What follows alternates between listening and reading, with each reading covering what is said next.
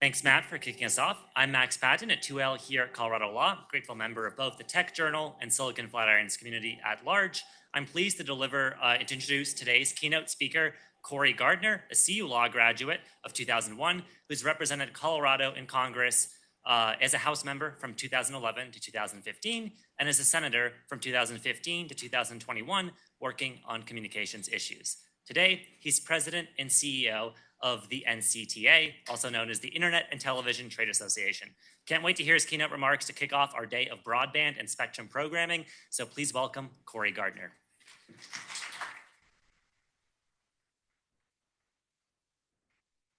Well, good morning, and thanks for the opportunity to be here. Every time I come to the Wolf Law School, it reminds me how jealous I am that I got to pay student fees for the building, but never actually got to use the building. We were over in the Fleming Law School building, and I actually think the library right now at the old Fleming Law building currently is used by the engineering department to fly drones, if I remember right, which was probably far more better use than I made of it when I was in law school just across the street. Great to be all here with you now that I've started this new opportunity with NCTA, the Internet Television Association in Washington, D.C. And great to be back at the University of Colorado. I split time between the University of Colorado and Colorado State University, but my biggest legal connection, to the tune of several $100,000, goes to the University of Colorado and a student loan that if you go back and look at the composites just down the hallway, you'll see a guy who very much looks like Eddie Munster and not the guy right here. I did not use the proceeds of my student loan for a decent haircut before I graduated and got a decent composite picture, because it is something else. It's always great to be at Silicon Flatirons, something that started, I think when I was in law school around 1999, correct? While I was right here, the very first symposium took place to see where it's gone, to see where it's grown, the Davos of telecom as it's known as today. But I can tell you this, Davos did not have the sink. They do not have the sink, and they certainly don't have the dark horse. So, although I think I read in the paper where we might not have the dark horse anymore as well in Boulder. So sad but true. In this new capacity of NCTA, I am truly excited to work with all of you, to get to know you, to spend time with you, and to see where we can take this industry together. I've tried to explain to my kids exactly what I do at NCTA, a trade association. And for those of you who've tried to explain to your kids what you do day in and day out, sometimes it can be difficult. I talk a little bit about spectrum with them. It doesn't seem to get them too excited. I talk about some other policies that doesn't really engage them. And then I told them that I was the chairman for a 2-year cycle of the TV Oversight Monitoring Board. And that really didn't mean anything to them until I said, well, you know, when you see the rating on a TV program that says TV 13, yeah. So now my kids just think I sit around watching TV programs all day, which is great. But our members at NCTA represent 82 million customers around the country. We provide them with high-speed internet. We provide programming and entertainment options for millions more. From Wi-Fi 7 deployments to 100% fiber builds, and from the Olympics to theme parks, our operators and programmers are at the cutting edge of connectivity and entertainment, connecting homes with each other and hearts with emotion around the country. More plainly, our members and their consumers are very much the haves in today's story of the haves and have-nots.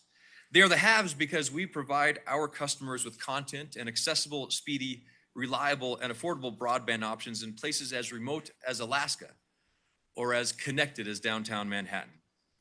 And much like Silicon Flatirons, the cable industry itself has evolved considerably over the years, being itself built from nothing by the have-nots. When television broadcast towers in the 1940s failed to reach residents in rural mountainous areas of Arkansas, Oregon, Pennsylvania, innovative residents got to work running cables from receivers down to their homes so they too could enjoy some of the programming that their less remote neighbors enjoyed. In fact, just down the road in Denver at the Cable Center, you can hold a hand-forged amplifier made out of a Folgers coffee tin. Ingenuity matching innovation at a time when both were required from those very early pioneers. Pioneers who didn't see themselves so much through the lens of haves and have-nots, but instead through the lens of can and will do. Or to borrow from those who succeeded in today's crypto industry, the original GMI. And with that optimism, what they too could do to be among the haves, an industry was born.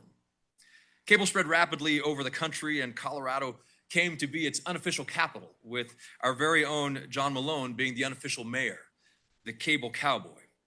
And just as quickly as it sprung up, regulators at the federal, state, and local levels rushed to decide how to wrangle these cable cowboys. Those efforts resulted in a haphazard patchwork of laws and regulations that simultaneously misunderstood and thwarted the advancement of this new technology. For example, when cable companies started producing large volumes of their own programming in the 1970s, the FCC struggled to categorize them. Would they be categorized as broadcasters in unfamiliar clothing or as something entirely new? And state and local governments imposed significant hurdles to deployment of the systems, hoping to extract as much as possible from a very quickly growing industry. And as is so often the case, the private sector's innovations vastly outpaced the slow crawl of the regulatory pen. Another Coloradan, former U.S. Senator Tim Wirth, stepped in with a then controversial idea. Overregulating cable in its relative infancy would kill it. Rather than pile up ever more cumbersome and confusing cable rules around the country, then Congressman Wirth, who actually represented Boulder in the U.S. House at the time, introduced and got Congress to pass the landmark Cable Communications Act of 1984 to reduce regulatory burdens and clarify how cable should grow in communities throughout the nation. As Wirth said at the time the bill passed the House, America stands on the threshold of an information revolution, which promises to enrich and enhance the lives of every citizen. No one at that time could have predicted how much more revolutionary the rise of the internet would be over a decade later. But Wirth's goal, his goal of enriching and enhancing the life of every citizen through an information revolution, remains a very noble one today. And this march of progress was due in large part to the pioneers of the connective industry who stopped at nothing to bring connectivity to more Americans. And we don't need to travel far back into the FCC public docket or the congressional record to see how market advancements and policy conundrums continue to shape our ongoing march in the information revolution in the 21st century. Recent work in Congress continues to echo Wirth's aims and the aims of the cable pioneers in the country hollers. How do we turn more of the have-nots into those that have? This fundamental question underpins the modern communications and our modern communication and technology policy. How do we serve the unserved?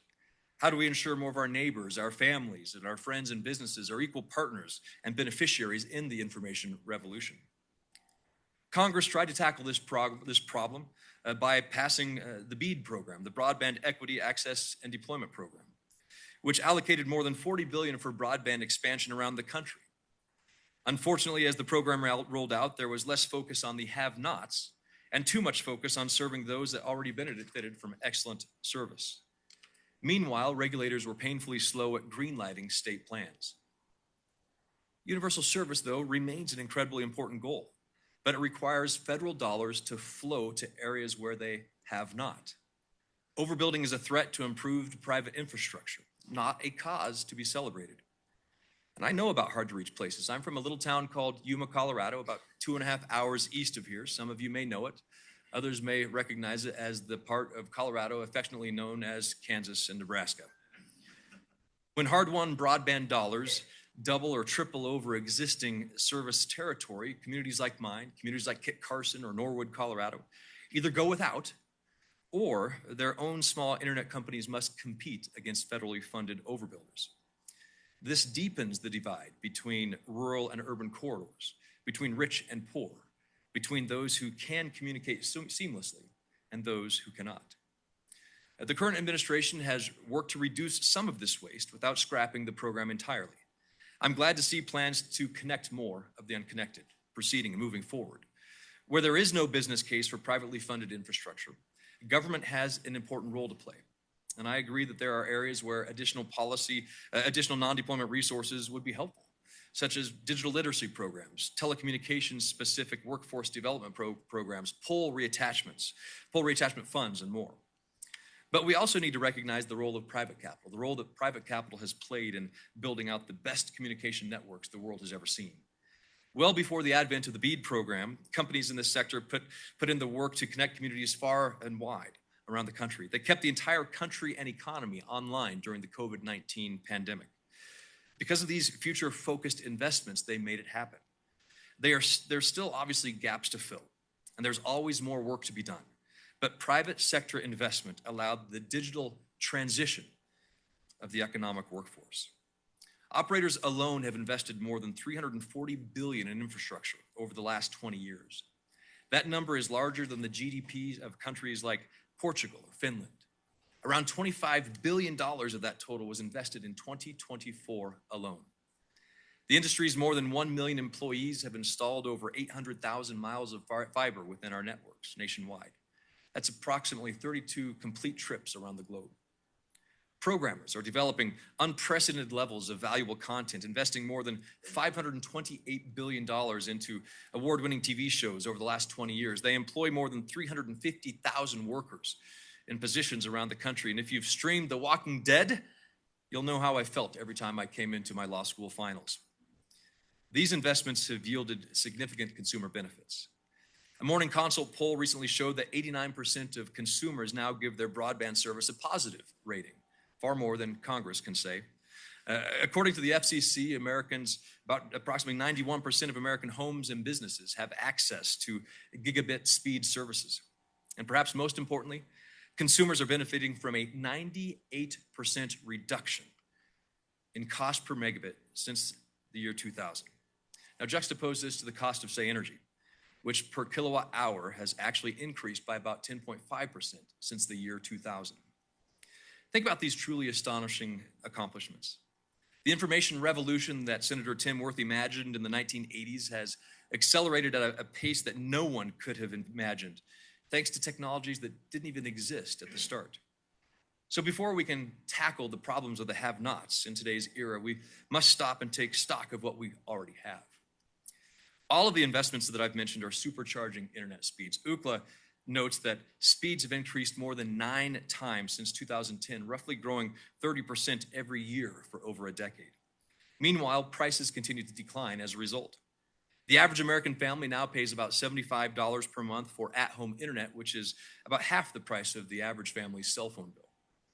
In 2025, consumers saved around $5 billion thanks to many who chose to bundle their home internet and mobile plans. As much as $1,000 per year in savings back into families' pockets. High-speed internet options for low-income families are offered as cheaply as $15 per month. As a result of these new options, the big three wireless carriers are no longer the only game in town when it comes to mobile service. AT&T, T-Mobile, Verizon watched 40% of all new wireless subscribers in Q3 of last year choose cable companies as their mobile provider.